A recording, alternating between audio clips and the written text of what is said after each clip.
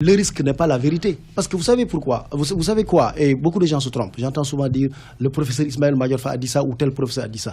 Les professeurs ne disent pas le droit. Quand vous prenez un professeur ou un avocat comme conseiller, vous croyez que ce qu'il va vous dire c'est la vérité? Non. Il va, fort de sa science, vous dire que, Monsieur le Président, ou bien si vous conseillez en privé, le problème que nous avons, j'y ai réfléchi, mais voilà les hypothèses de travail que je pose. Moi, je n'ai pas la solution. Je n'ai pas le monopole de dire le droit. La raison juridique est une raison dialectique. Il n'y a pas de vérité, V majuscule, en droit. Ce qui est valable aujourd'hui en droit peut ne plus être valable. Vous avez les revirements de jurisprudence. Vous avez des juridictions qui remettent en cause ce qu'ils avaient dit il y a 5 ans. Oui, la Cour suprême des États-Unis, la Cour suprême du Canada, tout. On est bien d'accord. On est bien d'accord. Et donc quoi? Oui. Moi, je ne connaissais pas la vérité. Oui, mais quand un président... Oui, allez-y. En revanche, j'avais des hypothèses de travail.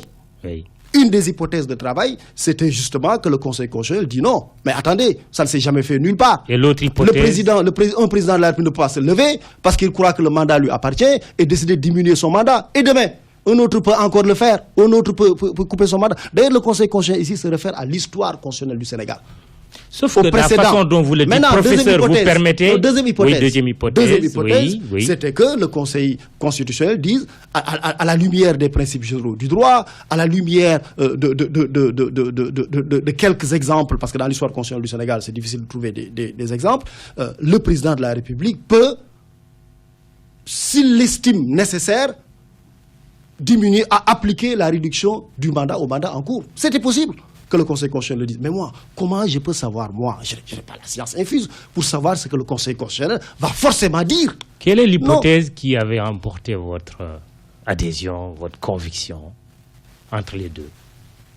Je dois dire que, je dois vraiment confesser que j'avais au moins 2 problèmes. Le premier problème, c'est que moi, mais si quelqu'un a plus de connaissances sur moi, je suis demandeur qu'on m'éclaire.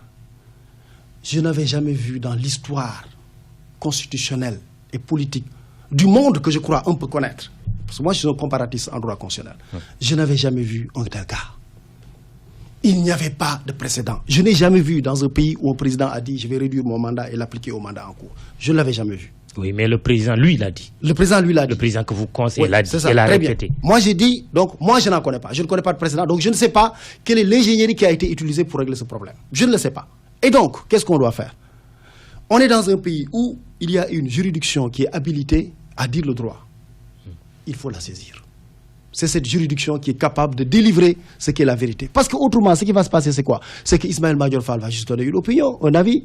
Un autre va donner un avis. Un autre va donner un avis. Mais les professeurs de droit, ils produisent des idées.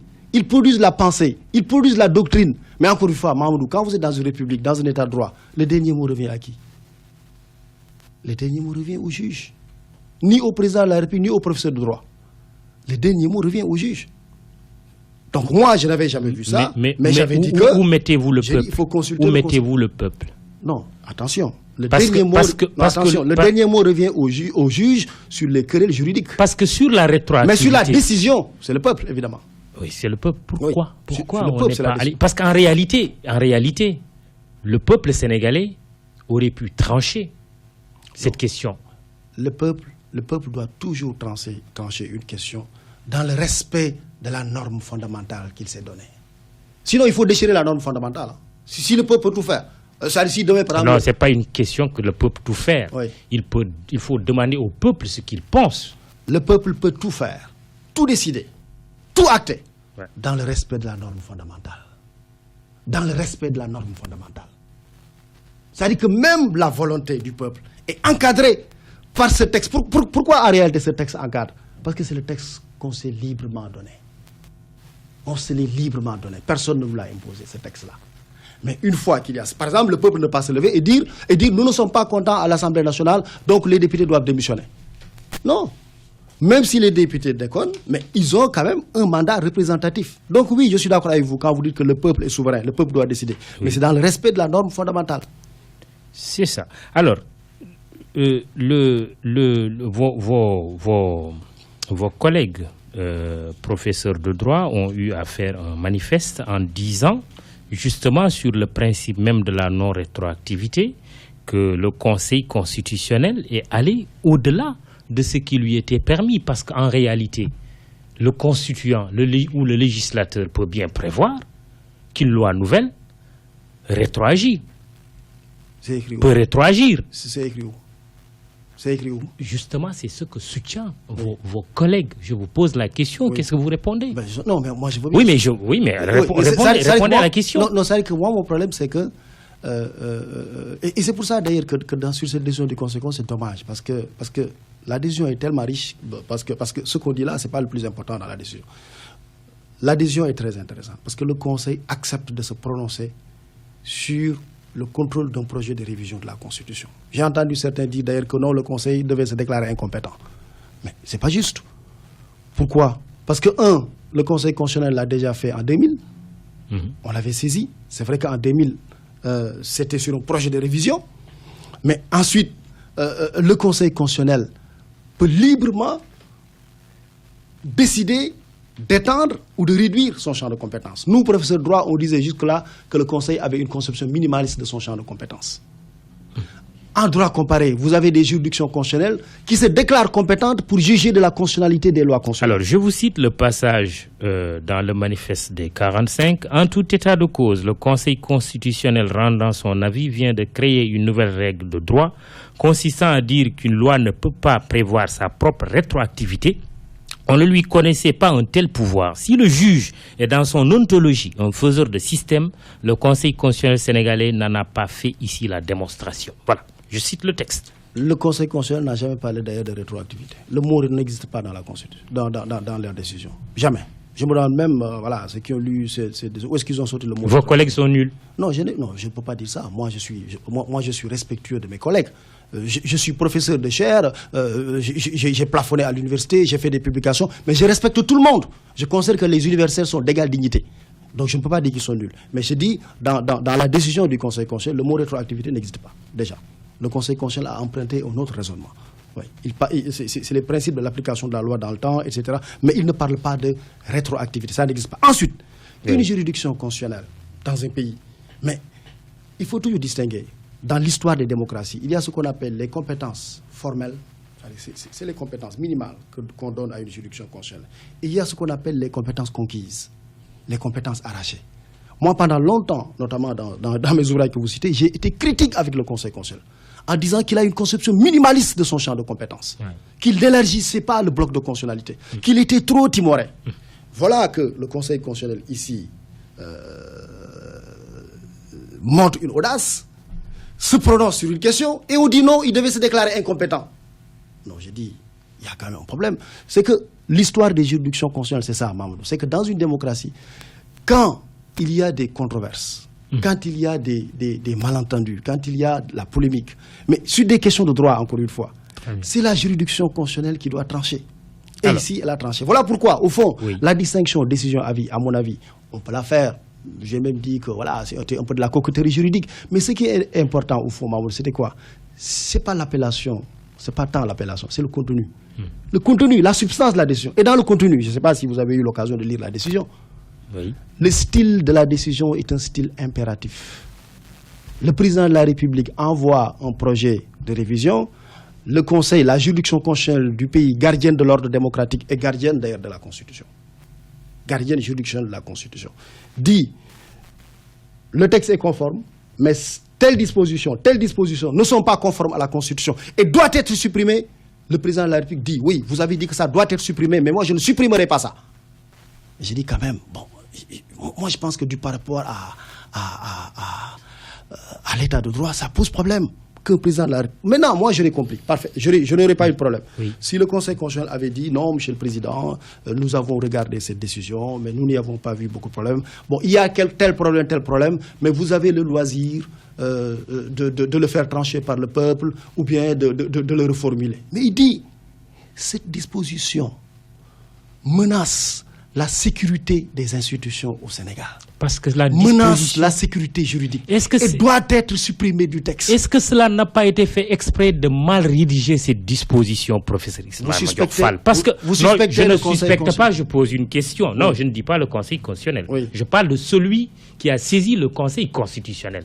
Parce que tout dépend de la question qui est posée au Conseil constitutionnel. Non, ça ne dépend pas de la question. Si c'était de dire comment faire pour saisir le peuple par référendum, non, on le sait. Sur la durée, non, permettez-moi de terminer, oui. Sur la durée du mandat en cours du président de la République. Je ne parle même pas ici du président Macky Sall, mais du président de la République. C'est en cela que certains de vos collègues, Modi Gadiaga et Jacques-Marie Le Soanke, parlant du conflit des lois dans le temps, estiment que la loi nouvelle est d'effet immédiat.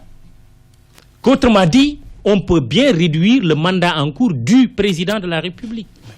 Très belle opinion, encore une fois. Nous défendons des opinions. L'autre jour, j'étais au débat que vous évoquez. Qu'est-ce que je leur ai dit? Oui.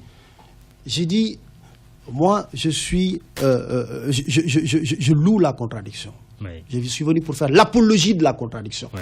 S'il n'y a pas de contradiction, s'il n'y a pas de confrontation de point de vue scientifique, il n'y a plus de science. Oui. Heureusement qu'il y en a. Mais nous ne disons pas le droit. Très bien. C'est le Conseil constitutionnel qui dit le droit. Attention maintenant.